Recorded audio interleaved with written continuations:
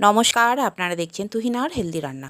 আজ সকালে ঘুম থেকে উঠেই শুনি গাছ কাটার আওয়াজ, বিকট মেশিনের আওয়াজ, যেন মনে হচ্ছে বাড়ির পাশেই কোনো গাছ কাটা হচ্ছে। তারপর আওয়াজটা ভালো করে কানে আসতে বুঝলাম যে দুটো তিনটে বাড়ির পরেই গাছ কাটা। কিছুটা দূরেই একটা বাগান আছে আর সেখানেই গাছগুলো কাটা হচ্ছে। এই গাছ কাটার মেশিন মোটামুটি যে এলাকায় ঢুকবে, মোটামুটি সব বাড়ির বউয়েরা বেরিয়ে আসবে আর তাদের কোথায় কি গাছ আছে সেইগুলো বিক্রি করার জন্য উঠে পড়ে লাগবে, যেন গাছগুলো বিক্রি করলে তাদের সংসারে সচ্ছলতা আসবে আর তারা বড়লোক হয়ে যাবে। একটা গাছের যে কি উপকারিতা বা প্রয়োজনীয়তা তার সামান্যতম খবর তারা রাখে না। গাছেরও যে প্রাণ আছে সেটা তো সব মানুষই ভুলে গেছে।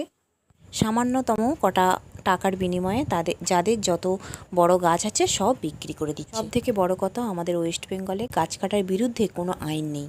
সরকার থেকে সামান্যতম কোনো রকম বিধিনিষেধ নেই যে গাছ কাটা যাবে না। আর আমাদের মন খারাপ করে হাউতাস করা ছাড়া কিচ্ছু করার নেই।